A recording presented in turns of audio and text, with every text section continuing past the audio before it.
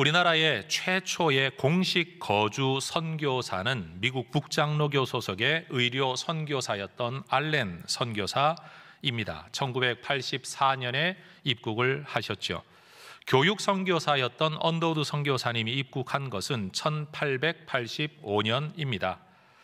1884년, 85년 그렇게 선교사님들이 입국했던 그 시기, 우리나라의 신분체제 질서는 아주 공고했었죠. 그런데 봉건 체제를 허물고 자본주의 및 근대 사회를 지향하는 급진 개화파 세력이 1884년에 갑신정변이라는 것을 통해서 좀 더 나은 나라를 만들어 보겠다라고 의도를 했지만 실패했죠. 그들이 내걸었던 정강 14조 가운데 제2조를 보면 문벌을 폐지하여 인민평등의 권리를 세워 능력에 따라 관리를 임명한다라고 주장을 했는데, 이런 내용을 보더라도 조선 말기까지 우리 한국 사회에는 문벌의 계급과 신분제도, 그것이 한국 사회의 체제 질서였고 사람들의 통념이었었다라는 것을 알 수 있습니다. 이런 사회에 선교사님들이 들어오게 된 거죠. 일리노이주에서 태어나서 시카고에서 신학교를 졸업하고 목사 안수를 받았던 사무엘 무어라는 목사님은 마침 안식년을 맞아 시카고에 와서 설교했던 언더우드 선교사님의 설교에 감동되어져서 북장로교 소속의 한국 선교사로 지원을 하고 1892년에 한국에 입국을 합니다. 이 사무엘 무어 선교사님은 오늘날 조선의 호텔과 롯데호텔 사이에 있었던 미동이라고 부르기도 했던 동네 곤당골에서 예수교 학당을 시작하고 교회를 설립을 합니다. 곤당골, 곤담골이라고도 불리워지기도 했다는데 고운 담들이 연결된 동네라는 의미를 가지고 있다고 합니다. 그런데 이 학당의 학생이었던 박봉출이라는 사람, 학생의 아버지가 백정이었는데 그 당시는 백정들에게 이름이 주어지지 않아서 박가, 백정 박가라고 불렸다고 하는데, 이분이 당시 유행하던 전염병 발진 티푸스에 걸려서 사경을 헤맨다는 소식을 전해 듣고는 이 학교를 운영하고 있었던 무어 선교사님이 고종 임금의 시의, 요즘 말로 하면 말 그대로 왕실 주치의 아닙니까? 시의였던 에비슨 선교사님을 모시고 이 백정의 집에 직접 찾아가 그를 치료해 줍니다. 조선시대의 계급신분 가운데 최하류 계층을 7천반, 7개의 천안 반열, 양반, 문반, 무반할 때 이 반자를 써서 7천반이라고 불렀는데, 거기에는 포졸, 광대, 나무 껍질을 벗겨 장을 만드는 고리장, 무당, 기생, 또 동물 가죽으로 신을 만드는 갓바치, 그리고 백정, 이 7종류의 사람들이 있었다고 하는데, 백정은 그 중에서도 최하층민으로 간주되었습니다. 당시의 백정들은 인구조사의 숫자에서도 제외되었고, 기와집에서 살 수 없고, 비단옷도 입을 수 없고, 가죽신을 신을 수 없고, 다른 사람이 보는 앞에서 술을 마시거나 담배를 피울 수 없고, 다른 사람에게 항상 존댓말을 해야 했고, 남의 길을 앞질러 가는 것도 금지되었고, 상투를 틀 수도 없고, 망건을 두를 수도 없고, 갓을 쓸 수도 없고, 장가를 갈 때 말 대신 소를 타야 했고, 여성들은 비녀를 꽂아 머리를 올리지도 못했고, 일반 상민들과 함께 살지 못하고 일정 지역이나 농촌의 외딴 곳에 집단을 이루고 살아가야 했다고 합니다. 그런데 임금의 몸에 손을 대어 치료를 하는 시의가 천민백정인 내 집에까지 와서 내 몸에 손을 대고 치료를 해주었다는 이 사실 때문에 백정 박가는 너무 큰 감동을 받고 다른 백정들을 이끌고 이 선교사님의 교회 곤당골 교회에 출석을 하게 됩니다. 그러자 사람들이 이 교회를 일컬어 백정들이 다니는 교회라고, 백정교회라고 좀 또 낮추어 부르기 시작을 합니다. 심지어 이 교회에도 백정들이 늘어나자 양반 성도들이 교회 출석을 꺼려해서 겨우 20여 명 모이던 교회에 15명이 교회를 떠나버리고, 남아있는 분들 가운데도 백정들과 분리된 예배를 드리고 싶다라고 요구를 했는데 사무엘 무어 선교사님은 한 하나님 아버지의 자녀들이 한 방에 있지 않고 따로 떨어져 지내는 건 옳지 않다라고 하며 거절했다고 합니다. 그 중에 또 타협을 하기 원했던 또 어떤 양반들은 선교사님을 찾아와 한국 전통에 따라 양반에게는 앞자리 상석을 주고 백정들에게는 뒷자리를 주어야 한다라고 요구를 했지만 그것마저도 거절했다고 합니다. 지금 뒷자리 앉아 계신 분들 앞자리가 상석이라고 사람들은 생각을 했답니다. 알아서 들으십시오.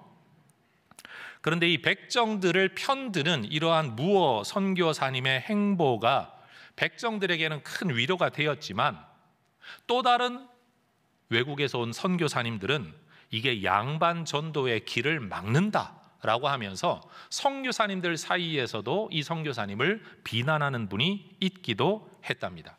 이 과정에서 교회를 떠난 양반들이 광교 근처 오늘날 무교동에 홍문 섰골 교회를 세워 신앙생활을 하게 됩니다. 그런데 1898년에 이 곤당골 교회가 불이 나서 교회가 다 불타 버렸는데 그때 이 홍문 섰골 교회를 세웠던 양반들이 우리가 너무 심했다, 이거 과하다라고 회개를 하고 이 곤당골 교회 성도들을 자기 예배 초소로 와서 함께 예배를 드리자라고 제안을 해서 1899년에 두 교회는 다시 하나의 교회로 합치게 되었다고 합니다. 그리고 몇 년이 지난 1902년 오늘날 을지로 1가와 2가 사이에 있는 구리개, 이 땅이 질고 진흙바닥이고 누런색을 띄어서 이런 이름이 붙었다고 하는데 그 지역에 왕립병원이었던 제중원에서 예배를 드리고 있어서 그때는 또 구리개 교회 또는 동현교회라고 불렸다고 합니다. 그런데 그때로부터 또 2년이 지난 1904년에 제중원이 세브란스 병원 설립을 계기로 여러분 서울역 앞에 있는 곳으로 이사를 가게 되었는데 이때 이 세브란스 병원 강당을 이용하는 성도들이 일부가 남고 이들은 남대문 박교회, 오늘날의 남대문 교회를 이루고 또 일부 성도들은 종로 승동으로 가서 승동교회를 설립해서 또 신앙생활을 하게 되었다고 합니다. 그런데 바로 그 어간 1904년 바로 이웃하고 있는 연동교회에서 갑바치 출신의 고찬익이라는 사람이 장로로 선출이 되었는데 이것을 싫어했던 일부 양반들이 그 교회를 뛰쳐나오고 또 승동교회 안에서도 백정들과 합석하기를 꺼려했던 또 일부 양반들이 그 교회를 뛰쳐나와서 이 연동교회, 승동교회에서 떠나온 성도들이 함께 모여서 1909년 혹은 10년 어간에 제동에서 양반 중심의 안동교회를 설립을 했다고 합니다. 심지어 선교사님들이 이 시기에 전도를 하면 백정이 가는 천국에는 나는 가기 싫다라고 전도를 거부했던 양반들이 있었다고 합니다. 이것이 여러분 복음을 가지고 다가가는 이 한국 사회의 신분 제도 그리고 차별의 사회 질서의 현실이었습니다. 그런데 여러분 그런 시대 속에 존재했던 교회, 때때로 신분 차이 때문에 교회가 나눠지기도 했지만 그럼에도 불구하고 꿋꿋이 복음 전도의 길을 걸어갔던 교회 안에 어떤 일이 일어나는가 하면 1911년 12월에 바로 이 백정, 박가라고 불렸던 분이 선교사님이 나중에 박성춘이라는 이름을 지어 주었는데 이분이 승동교회 장로가 됩니다. 그로부터 3년이 지난 1914년에는 흥선대원군의 친척이었던 왕손 이재형이라는 분도 승동교회 장로가 됩니다. 여러분 생각해 보세요. 7천반 중에서도 가장 하 계급인 백정 출신의 장로와 왕족 출신의 장로가 한 교회를 섬길 뿐만 아니라 한 교회를 운영하고 논의하기 위해 함께 머리를 맞대고 일하게 되었던 것이 교회 안에서 일어난 진정한 신분철폐의 역사였다라는 말입니다. 더 큰 정치적 역사는 이 백정 박가를 치료해 주었던 에비슨 선교사님이 왕의 시의니까 왕을 늘 자주 보는 분 아닙니까? 고종 황제에게 신분제도 철폐를 계속 간청을 해서 1894년 갑오개혁 통해서 양반, 평민, 천민의 신분제와 노비제도가 철폐되게 되었다라는 겁니다. 선교사님들의 역할입니다. 그리고 그 다음 해에는 여전히 여러분 왕의 명령을 통해 제도적으로는 철폐되었다고 해도 문화적으로는 여전히 습성이 남아있던 그때에 사무엘 무어 선교사님과 이 박성춘, 백정 출신의 교회 지도자 박성춘이 왕에게 탄원서를 써서 백정들도 법적으로 동등한 대우를 받을 수 있도록 또 한 번의 왕의 명령을 얻어내게 되었다라고 합니다. 이렇게 낮은 계층인 백정들과 함께했던 무어 선교사님의 사역과 공로를 두고 함께 선교 사역을 했던 이 헌틀리라는 선교사님의 부인 헌틀리 선교사님은 책을 쓰면서 링컨 대통령의 노예 해방 선언을 얻은 미국 흑인들의 기쁨은 한국 백정들의 기쁨보다 크지 않았다. 다시 말하면 이 무어 선교사님의 사역과 공로를 여러분 링컨의 노예 해방과 비견할 만한 일이라고 극찬했다라는 겁니다. 그러면서 이것은 세상을 뒤집어 놓은 사건이었다라고 말합니다.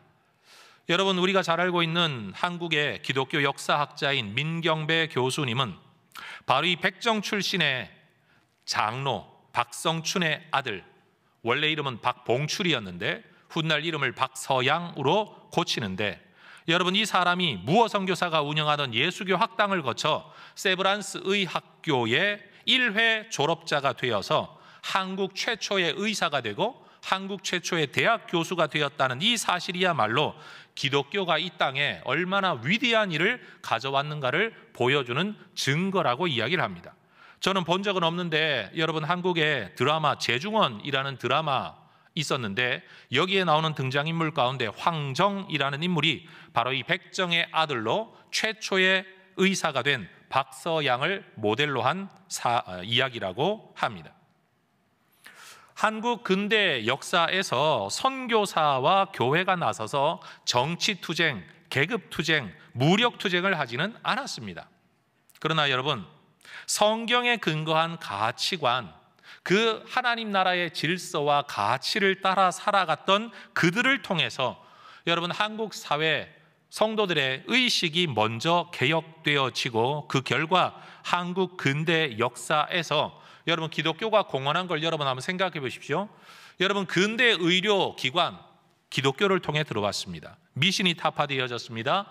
여성들의 지위가 향상됩니다. 옛날에는 개똥이 엄마였지만 여러분 교회에서 비로소 이름이 불려지게 된 거죠. 문명이 퇴치되고 한글이 보급됩니다. 한글 성경이 보급되었다는 자체가 한국 사회 문명 퇴치에 얼마나 큰 기여를 했는지는 여러분 이건 일반 학자들도 다 인정하는 바입니다. 그리고 한국 사회의 근대 교육의 시작은 여러분 사립학교의 시작은 전부 다 기독교입니다. 축첩 제도가 타파되고 조혼 제도가 타파되고 금연, 금주, 도박을 금지하는 질서 있는 문화가 만들어진 거 선교사님들과 교회를 통해 일어난 일입니다. 언론이 발전되고 차별 철폐와 제도 개혁이 일어난 것들, 여러분 이거 선교사님들과 교회를 통해 일어났다는 사실을 우리는 자부심으로 여겨야 할 것입니다.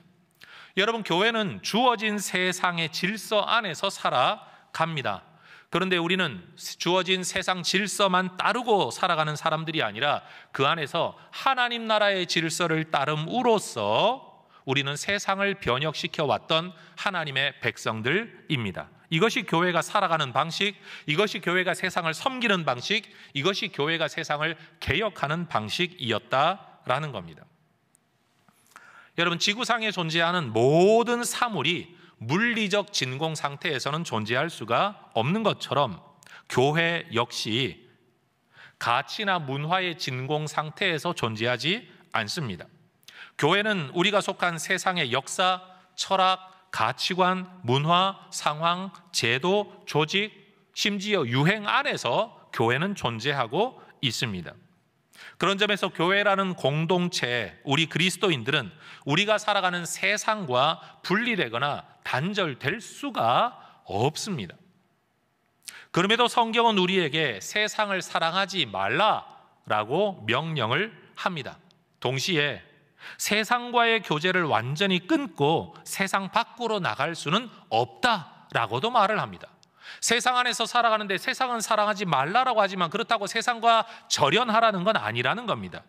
그리스도인은 세상에서 살아가지만 세상에 속하지 않은 사람들이지요. 그리스도인은 세상에서 세상의 길을 따르지 않는다는 이유로 세상으로부터 미움을 받는 사람들입니다. 그런데도 예수님은 우리를 세상으로 또 보내십니다. 우리는 사랑하지 말아야 할 세상, 그러면서도 속하지 않아야 할 세상, 그러고도 우리를 또 미워하는 세상에서 살아가도록 보냄받은 사람들입니다. 그래서 교회인 우리는 세상을 살아가는 동안에 악한 마귀가 세력을 잡고 그리고 그 악한 문화 안에서 만들어지는 세상 질서를 살아가야 하기 때문에 항상 우리는 세상과 갈등할 수밖에 없습니다. 하나님을 맞서는 문화와 질서 안에서, 창조 질서를 거부하는 문화 안에서 하나님 나라의 질서, 하나님의 통치를 받는 질서를 살아가려고 하니 거기에는 갈등이 있을 수밖에 없는 거죠. 그게 교회의 현실입니다. 그동안 남자와 여자, 부모와 자녀, 목회자와 성도에 대하여 각자가 지켜야 할 기준을 권면했던 바울이 오늘 본문에서는 노예와 주인에 대하여, 다른 표현으로 종과 상전에 대하여, 오늘 이 말씀을 좀 더 확대 적용하자면 부하와 지휘관에 대하여, 노동자와 사용자에 대하여, 피고용인과 고용인의 관계가 어떠해야 하는가를 이야기합니다. 여러분, 로마라는 대제국은 헬라 문화 안에 있었는데 특별히 그 중에서도 에베소라는 도시는 다인종, 다계층, 다문화 도시였습니다. 그런 시대를 어떻게 살아가야 되냐, 계급과 신분제도 안에서 예수 믿는 사람들은 어떻게 살아가야 되냐, 이 이야기를 우리에게 가르쳐주기 위함이라는 거죠. 일반적인 학계에서 노예라는 이 명칭을 정의할 때 세 가지 조건이 있습니다. 어떤 사람이 노예냐? 존재와 인격이 자기 소유로 인정받지 못하는 사람, 의지가 다른 사람에 의해 결정되는 사람, 노동은 강압에 의해 이루어지고 그 결과는 착취되는 사람이 노예다라고 학문적으로 정의를 합니다. 바울 당시 로마 세계에서는 전쟁의 포로이거나 아니면 경제적인 이유 때문에 사람들이 노예가 되었는데, 로마 제국 인구 안에서 적게 잡는 사람은 3분의 1, 많이 잡는 사람은 로마 제국의 2분의 1이 노예였다라는 기록을 남겨주고 있습니다. 그러니 로마 제국 자체가 여러분 노예 제도에 의하여 움직여지는 시스템이었던 거죠. 물론 상당수의 노예들은 비참한 환경에서 부당한 대우 가운데 살아가기도 했지만, 어떤 노예들은 출신과 능력에 따라서 집안일만 하는 게 아니라 농장일, 서기, 장인, 교사, 군사, 지배인, 주인의 재산 관리인 등의 역할을 하면서 자유인과 다를 바 없는 권리를 누리는 사람들도 있었다고 합니다. 그러니 우리 머릿속에 있는 노예 제도가 아니라 굉장히 다양한 계층을 가진 노예 제도가 로마 제국 안에 있었다라는 거죠. 여러분, 노예의 인구 비율이 이렇게 높고 그 역할이 다양하다가 보니까 교회 안에도 노예 출신의 성도들이 상당히 많이 들어와 있었던 모양입니다. 그렇다면 우리는 그냥 표면적으로 보면 바울이 그 당시의 사회 질서를 뒤엎고 노예제도 해방을 외쳐야 할 것 같은데, 바울은 주어진 사회 질서, 시스템 질서를 인정합니다. 품습니다. 받아들입니다. 그런데 그 안에서 단순히 세상의 질서를 따라 살라고 하지 아니하고 그 질서 안에서도 우리가 따라야 할 질서가 있다라는 것을 권면합니다. 바울이 썼던 많은 편지들 가운데 이런 종과 주인의 관계성에 대한 이야기를 상당히 많이 기록을 했습니다. 그래서 저는 오늘 설교에서 이 디모데전서 6장 1절과 2절만이 아니라 바울이 썼던 모든 편지에서의 이러한 구절들을 여러분에게 좀 함께 소개해 드리기를 원합니다. 고린도전서 7장 20절에서 24절에 이런 말씀이 있습니다. 각 사람은 부르심을 받은 그 부르심 그대로 지내라. 네가 종으로 있을 때 부르심을 받았느냐? 염려하지 말라. 그러나 네가 자유롭게 될 수 있거든 그것을 이용하라. 주 안에서 부르심을 받은 자는 종이라도 주께 속한 자유인이요 또 그와 같이 자유인으로 있을 때에 부르심을 받은 자는 그리스도의 종이니라.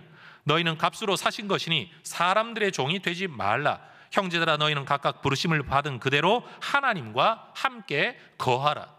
바울은 지금 사회적인 종과 주인의 신분을 가지고 이래야 된다 저래야 된다 말하는 게 아니라 자유인으로 부름받은 사람도 그리스도의 종처럼 살아야 되고 종인 상태에서 예수를 믿게 된 사람도 그리스도 안에서 자유인으로 살아가야 된다라는 이야기를 하고 있습니다. 중요한 것은 신분이 아니라 어떤 제도 안에 있든지 하나님과 동행하는 삶이 신앙의 본질이다라는 이야기를 하고 있는 거죠. 어떤 사람들은 바울의 이런 가르침을 근거로 바울을 노예제도 찬성론자로 몰아붙이기도 하지만 실상은 그렇지 않습니다.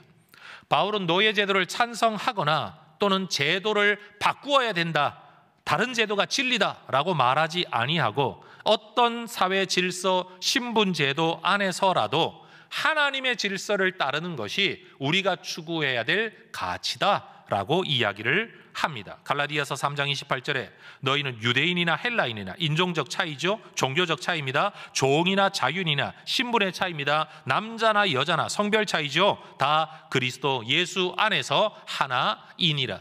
그런 사회와의 질서의 차이가 너희들을 구분 지을 수가 없다. 예수 안에서 모두가 하나이다. 예수님이 우리 모두를 위해 자신을 내어주셨다 이야기하는 겁니다.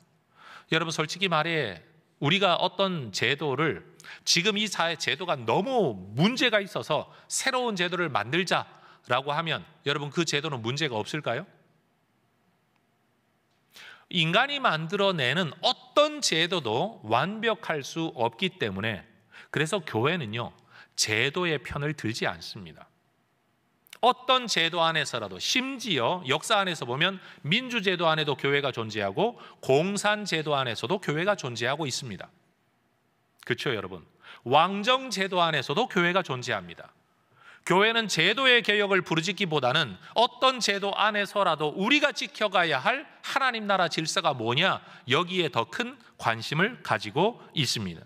정치와 사회운동을 하는 분들에게는 제도 변화가 주 관심사이겠지만 교회에서는 제도 변화가 아니라 양심의 변화, 가치의 변화, 인격의 변화, 태도의 변화가 훨씬 더 중요합니다. 대의명분을 두고 이야기하자면 사회적 약자는 보호받아야 마땅합니다. 그런데 교회에서는 뭐라고 말을 합니까? 그 사회적 약자도 죄인이다 라고 말하는 것이 교회입니다. 그게 우리가 믿고 있는 진리 아닙니까? 바울은 에베소 교회 목회자였던 디모데에게 지금 이 디모데 전서의 편지를 써보내고 있지만 여러분 바울이 에베소 교회에 직접 써보낸 편지에서도 이 노예제도 안에서의 종과 주인의 문제를 다루었습니다. 에베소서 6장 5절에서 9절입니다. 종들아 두려워하고 떨며 성실한 마음으로 육체의 상전에게 순종하기를 그리스도께 하듯 하라. 눈가림만 하여 사람을 기쁘게 하는 자처럼 하지 말고 그리스도의 종들처럼 마음으로 하나님의 뜻을 행하고 기쁜 마음으로 섬기기를 주께 하듯 하고 사람들에게 하듯 하지 말라. 이는 각 사람이 무슨 선을 행하든지 종이나 자유인이나 주께로부터 그대로 받을 줄을 알미라. 상전들아 너희도 그들에게 이와 같이 하고 위협을 그치라. 이는 그들과 너희의 상전이 하늘에 계시고 그에게는 사람을 외모로 취하는 일이 없는 줄 너희가 알미라. 따라하십시다. 종들아, 상전들아. 항상 말씀드리지만 교회는 특정 계층의 사람들만 편들지 않습니다. 각 계층의 사람 각자에게 주어지는 하나님 나라의 원리가 있다라는 겁니다. 종들에게 말합니다. 너희들 일하는 거 먹고 살기 위해 일한다고 생각하지 말고 하나님 섬기듯 일해라. 그게 맞다.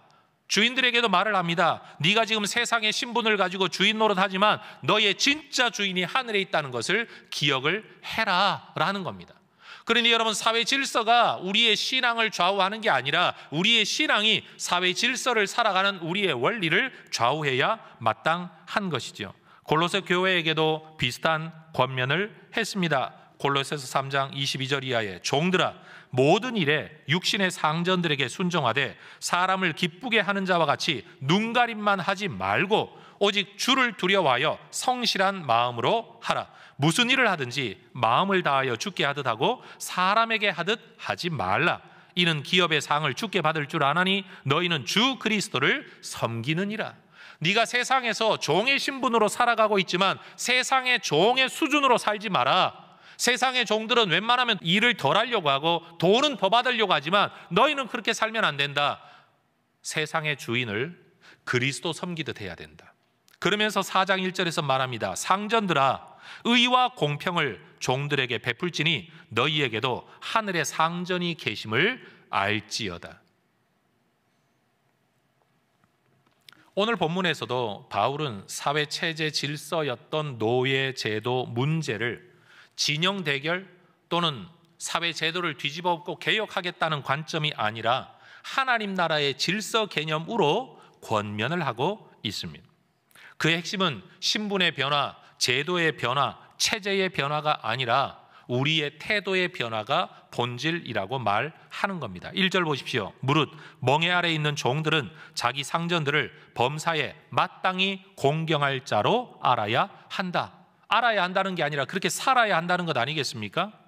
그런데 여러분, 주인이 노예를 얼마나 인격적으로 대하느냐에 대한 요구나 언급, 명령 없이 심지어 노예들이 주인의 처사와 상관없이 무조건 주인에게 범사에 공경하고 범사에 마땅히 공경하라라는 가르침은 누군가에게는 불편하게 여겨질 수도 있을 겁니다. 특별히 내가 약간 종의 신분에 있는 사람이라면 왜 우리한테만 그래?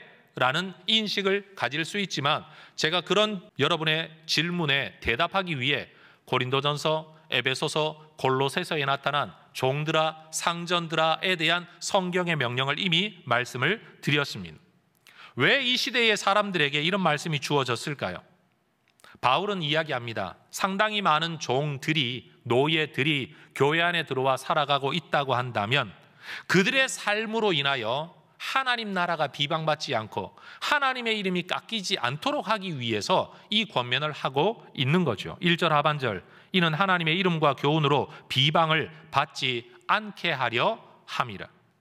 아마도 에베소 교회 안에서 바울이 이 편지를 쓸 당시 안에서 에베소 교회 안에는 어쩌면 주인의 신분에 있는 사람들보다 종의 신분에 있는 사람들이 훨씬 더 많았기 때문에 이들에게 대한 중점적인 권면을 했을 거라고 우리는 추측해 볼 수가 있습니다.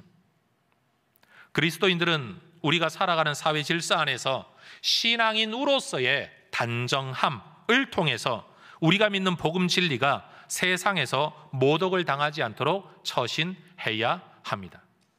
여러분, 우리가 사회에서 이런 말 들을 때 있죠. 믿지 않는 남편이 아내에게 그런 말 합니다. 야, 교회에서 그렇게 가르치냐? 라는 말이에요. 사실 교회에서 그렇게 가르치지는 않는데 나의 처신과 언행 때문에 교회가 욕을 먹고 목사가 욕을 먹고 하나님이 욕을 먹고 성경이 욕을 먹는 경우가 있지 않습니까? 바울은 지금 그런 일은 없어야 된다라고 권면하고 있는 겁니다. 내 삶은 개인의 것이지만 여러분, 우리는 하나님의 백성입니다. 그러니 내가 살아가는 삶이 곧 하나님의 백성의 삶이고 내 삶으로 인하여 하나님의 이름이 여러분 칭찬을 받든 아니면 욕을 먹든지가 결정이 되는 거죠. 마태복음 5장 16절에서 주님은 말씀하셨습니다. 너희 착한 행실을 보고 하늘에 계신 너희 아버지께 사람들이 영광을 돌리도록 살아가는 것이 그게 올바른 방향성이다라는 겁니다. 바울은 디도에게도 이런 내용으로 권면을 하였습니다. 디도서 2장 9절 10절, 종들은 자기 상전들에게 범사에 순종하여 기쁘게 하고 거슬러 말하지 말며 훔치지 말고 오히려 모든 참된 신실성을 나타내게 하라. 이는 범사에 우리 구주 하나님의 교훈을 빛나게 하려 함이라. 심지어 베드로는 이렇게 권면합니다. 베드로전서 2장 18절에서 20절, 사환들아, 종들아 라는 뜻입니다. 범사에 두려워함으로 주인들에게 순종하되 선하고 관용하는 자들에게만 아니라 또한 까다로운 자들에게도 그리하라. 부당하게 고난을 받아도 하나님을 생각함으로 슬픔을 참으면 이는 아름다우나 죄가 있어 매를 맞고 참으면 무슨 칭찬이 있으리요. 그러나 선을 행함으로 고난을 받고 참으면 이는 하나님 앞에 아름다우니라. 우리 해성교회 대부분의 성도님들이 아마 직장인으로 살아가고 계실 겁니다. 여러분, 이 말씀이 종들아라고 하는 이 말씀을 직장인들아라는 말씀으로 저는 여러분이 새겨들을 수 있기를 소망합니다. 한국 사회가 워낙 진영 대립의 논리가 강하다가 보니까 여러분 항상 상대방에 대한 원인 제공을 이야기하죠. 그들이 그랬기 때문에 우리가 이런다라고 이야기하지만 성경은 그렇게 말하지 않습니다. 그들이 그렇게 살아가는 것에 대한 심판은 하나님이 하실 것이고 너는 네 자리에서 어떻게 하나님 말씀에 순종하였느냐, 이게 성경의 가르침인 겁니다. 여러분, 악한 일을 행하는 사람, 불의한 사람, 까다로운 사람, 그들 때문에 내가 참고 살아가는 것에 대하여 하나님이 갚으신다는 이 말씀을 믿음으로 받으실 수 있기를 주의 이름으로 축원합니다. 여러분, 남들이 어떻게 했다라는 이야기를 하기 이전에 내가 뭘 어떻게 해야 되냐, 항상 이것을 먼저 생각해야 합니다. 그래서 그리스도인인, 그런데 종, 노예, 하인, 부하, 피고용인, 노동자 되는 사람들은 주인이라고 일컬어지는 상전, 지휘관, 고용인, 사주, 그런 사람들이 혹 예수 믿는 사람이라는 이유로 쉽게 함부로 대하지 않아야 된다라고도 권면하죠. 2절 보십시오.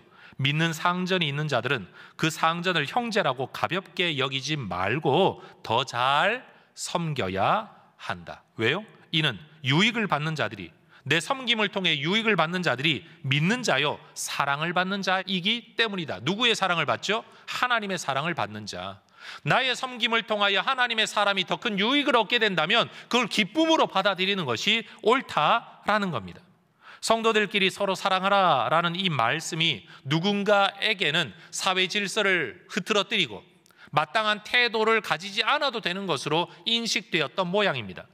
이전에 이미 살펴보았던 것처럼 남자들은 다 형제로, 여자들은 다 자매처럼, 어른들은 다 부모님처럼 대해라 라는 이 말씀 가운데 여러분, 한 교회 안에 말 그대로 양반과 천민이 함께 살다 보니까 우리는 다 하나님 나라 백성입니다, 형제입니다 라고 하면 아멘 해야 되지요. 그런데 문제는 뭐냐? 그렇게 하인으로 살아가는 사람이 자기의 주인에 대하여서 마땅한 도리를 다하지 않는 것은 옳은 일이 아니다라는 사실인 거죠. 혹시 여러분이 신앙을 가진 사주, 사장님, 고용인 밑에서 일을 하고 있다면 오늘 이 말씀이 여러분에게 주어지는 하나님의 말씀으로 받으실 수 있기를 축복합니다. 믿는 상전이 있는 자들은 그 상전을 형제라고 가볍게 여기지 말고 더 잘 섬겨야 한다. 여러분, 더 잘 섬기시기를 주의 이름으로 축원합니다.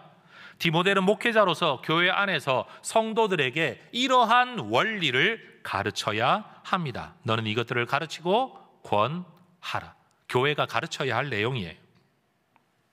하나님 나라 공동체의 질서 또 관계성의 원칙은 제가 항상 말씀드리지만 사람에 대한 태도가 곧 하나님에 대한 태도다라는 원리입니다. 인간관계에는 나와 너만 존재하는 게 아니라 그런 나를 바라보는 하나님, 그런 상대방을 보고 계신 하나님, 그리고 이 자리에 함께하고 계신 하나님, 이것을 인식해야 합니다. 여러분, 부부관계는 남편과 아내의 관계가 아니라 하나님이 우리를 짝지어 주시고 하나님이 주인 되어 함께 하시는 관계라는 사실을 믿어야 합니다. 자식은 내가 낳은 자식, 너와 내가 낳은 자식이 아니라 너와 나를 통해 하나님이 우리에게 허락하신 자식, 그러니 자녀 교육과 자녀를 대하는 모든 태도에도 하나님이 그 자리에 함께 계시다는 걸 인식하는 것이 세상 질서와는 다른 하나님 나라의 질서 인식이라는 사실입니다. 그러니 우리는 모든 결정을 할 때, 또 모든 관계성 안에서 살아갈 때 하나님과 복음이 모독당하지 않도록, 하나님이 찬양을 받으시도록, 하나님이 지금 이 자리에 함께 계신다는 인식 속에서 내가 해야 될 게 뭐냐라는 인식을 가지고 마땅한 태도로 살아가야 할 겁니다. 물론 우리가 속한 직장과 사회에서는 우리가 기독교 신앙인이라는 것을 아는 어떤 사람들은 자기가 편하기 위해, 자기가 유익을 얻기 위해 우리의 신앙을 이용하는 사람들이 있습니다. 잘못은 자기가 해놓고 예수 믿는 사람들이 그런 것도 이해를 못해? 자기가 남에게 부당한 요구를 하면서도 예수 믿는 사람들이 그런 희생도 안 해? 라고 이야기하는 정말 얄미운 사람들이 정말 세상에는 많습니다. 그런 점에서 저는 지금 여러분에게 예수 믿기 때문에 무조건 지고 살아라 라고 이야기하고 있는 게 아닙니다. 우리는 업무에는 철저해야 되고 관계는 인격적이어야 합니다. 여러분, 우리가 해야 될 마땅한 도리를 하라라는 거지 부당한 도리를 하라고 제가 지금 설교하고 있는 게 절대 아니라는 사실입니다. 마땅한 도리 그 이상의 요구는 상황에 따라 거절하거나 외면할 수 있는 용기가 우리에게 필요합니다. 희생은요, 누군가가 우리에게 요구하는 게 아닙니다. 누군가의 부탁에 대하여 우리가 배려하는 마음을 품고 내가 그것을 감당할 수 있을 때 내가 결정하는 것이 희생이지 상대방이 우리에게 요구할 수 있는 게 아니라는 겁니다.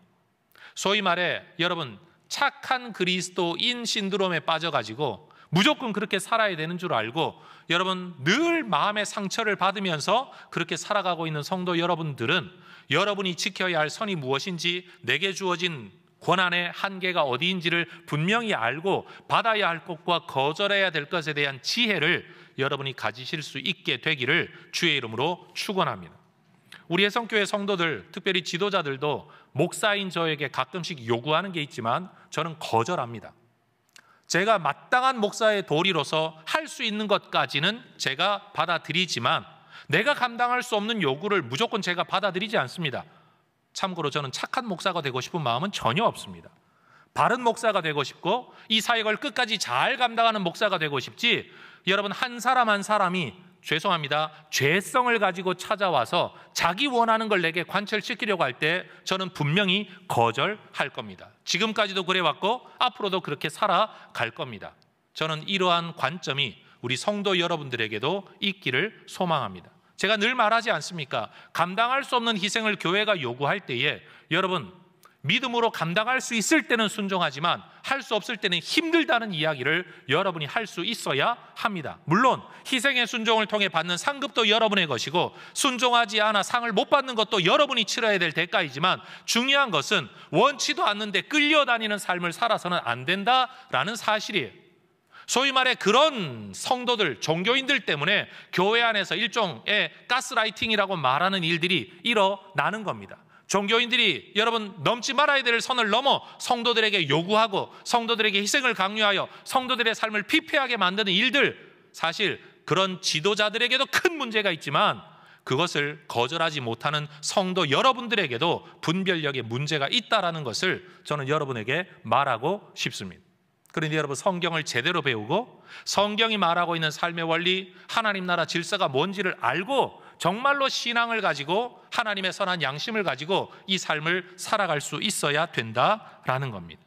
그러니 여러분 우리의 모든 결정이 하나님께는 영광이 되도록 복음 전도에는 걸림이 되지 않도록 그리고 내게 주어진 삶의 질서에는 순종하는 그 걸음이 되실 수 있기를 축복합니다.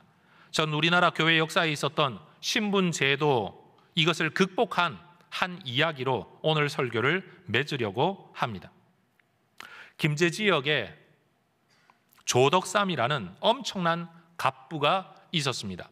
그 할아버지는 무역업으로 돈을 벌었고 아버지는 금광 사업으로 돈을 벌은 대대로 엄청난 부자 집안의 사람이었습니다. 1896년에 어느 한 17살의 소년이 이 집의 문을 두드립니다. 그 소년은 6살 때 부모님을 잃고 12살에 고향이었던 경남 남해를 떠나서 살 길을 찾겠다고 전라도 금산까지 와서 그 동네의 가장 부자인 집에 와서 구걸을 하기 위해, 살 길을 찾기 위해 문을 두드렸던 이자익이라는 소년이었습니다. 이 소년을 불쌍히 여긴 갑부 지주 조덕삼이라는 분이 그에게 마부의 일을 맡겨 집에 머물게 합니다. 그런데 이 소년이 굉장히 눈썰미 있게 일을 잘하는 겁니다. 성실한 겁니다. 그런데 어느 날 이 종이 천자문을 외우는 소리를 듣게 됩니다. 아니 제가 글을 배운 적이 없는데 어떻게 외웠지? 알아보니까 그 집의 주인 아들이 천자문 공부하는 소리를 어깨너머로 듣고 그걸 따라 외운 겁니다. 이 아이가 굉장히 총기가 있구나 라고 생각한 주인 조덕삼이 이 하인을, 이 소년을 자기 아들과 함께 글 공부를 하도록 배려합니다. 그 즈음에 전라도 지역에서 선교하던 루이스 보이드 테이트라는 선교사님이 이 지역에 김제 지역에 전도하러 왔다가 아무래도 부잣집에 머무는 게 좋지 않겠습니까? 그 집에서 머물러 가게 되었습니다. 그런데 이 서양 선교사에게 호기심을 가졌던 이 조덕삼이라는 분이 질문을 합니다. 당신네 나라는 정말 살기 좋은 나라라고 들었는데 왜 그런 나라에서 사는 걸 포기하고 이렇게 가난한 조선 땅에 와서 이 고생을 하고 계시냐라고 물으니까 선교사님이 하나님의 특별한 사랑 때문에 왔습니다 라는 내용의 대답을 했다고 합니다. 그 선교사님의 모습에 감동을 받은 조덕삼은 자기 집에 사랑채를 내어주면서 이 지역에서 예배를 드리려거든 저희 사랑채를 사용하십시오 라고 내어주고 자기와 가족과 이자익이라는 이 종하인 소년까지도 함께 신앙생활을 시작하게 되었다고 합니다. 그것이 1905년 금산교회의 시작입니다. 함께 신앙생활을 시작한 주인 조덕삼, 마부 이자익, 1905년에 함께 세례를 받고 곧이어 함께 집사가 되고요. 함께 영수가 됩니다. 영수는 목사와 장로가 없는 미조직 교회를 책임지고 이끌어갈 말 그대로 직분자를 우리 한국 교회에서는 영수라고 불렀습니다. 그런데 둘 다 영수가 되어 이 교회 공동체를 이끌고 있는데 공교롭게도 1909년에 두 사람 모두 이 교회의 장로 선거에 후보가 되었습니다.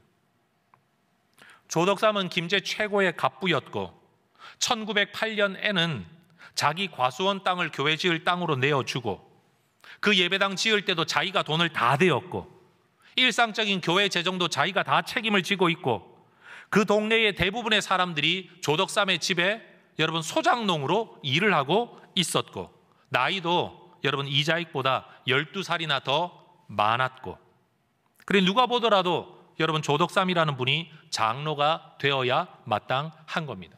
그런데 여러분 교회에서 선거를 했는데 조덕삼은 떨어지고 종이었던 이자익이 장로로 피택이 됩니다. 교회가 난리가 났습니다. 사람들이 술렁술렁거립니다. 큰일 났다. 어떻게 이런 일이 일어나냐. 그럴 때 조덕삼이 일어나 이런 말을 했다고 합니다. 이 결정은 하나님이 내리신 결정입니다. 우리 금산교회 교인들은 정말 훌륭한 일을 해냈습니다. 저희 집에서 일하고 있는 이자익 영수는 저보다도 신앙의 열의가 대단합니다. 나는 교회 결정에 순종하고 이자익 장로를 잘 받들어 교회를 더욱 열심히 섬기겠습니다 라고 이야기했다고 합니다. 실제로 조덕삼은 자기가 죽을 때까지 이자익 장로를 지지하고 후원했을 뿐만 아니라 몇 년 후 이 이자익 장로님이 목회자가 되기 위해 평양신학교에 입학하여 공부할 때 모든 학자금과 생활비를 다 대어 주었다고 합니다. 훗날 자기가 금산교회 장로가 된 후에는 이 이자익 목사님을 자기 교회 담임 목사님으로 청빙해 오도록 가장 앞장섰을 뿐만 아니라 자기가 죽을 때까지 이자익 목사님을 정말 잘 섬겼다고 합니다. 그리고 죽는 날 자식들에게 유언을 했대요. 이자익 목사님을 잘 섬겨라.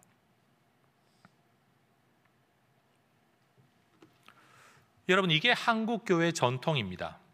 이게 세상의 신분질서, 계급질서, 돈의 질서, 체면의 질서가 가득했던 그 사회 속에서 예수신앙, 기독교신앙, 성경신앙으로 살았던 하나님의 사람들의 모습이었다는 겁니다. 이념에 물든 사람들은 한국 교회를 두고 이야기합니다. 한국 역사에서 기독교가 사회투쟁을 얼마나 했냐, 이념투쟁, 정치투쟁을 얼마나 했냐라고 비난합니다. 때때로 대통령들과 함께 기도회 한 것을 두고 야합이다, 정치와 종교가 붙어먹은 사건이다 라고 비난하기도 합니다. 실제로 그렇게 이권을 주고받은 일들이 분명히 있기 때문에 저는 거부하지는 않습니다. 그러나 교회가 그것만 한 것은 아니라는 말을 하고 싶은 겁니다. 한국 교회는 계급과 신분, 질서, 이념과 손해와 이익을 뛰어넘어서 사실은 세상과 맞서고 질서와 맞서고 정치와 맞선 게 아니라, 체제와 맞선 것이 아니라 인간의 죄성과 맞서 싸워왔습니다. 세상의 질서에 순응한 게 아니라 사실은 세상의 질서를 넘어서는 하나님 나라 질서의 삶을 살기 위해 힘써 왔다라는 겁니다. 그 결과가 무엇이냐? 처음에 이야기했던 에비슨 선교사님, 사무엘 무어 선교사님 같은 일들이 있었던 것이고, 승동교회와 같은 역사가 있었던 것이고, 조덕삼 장로님 같은 이야기가 우리 안에 있게 된 겁니다.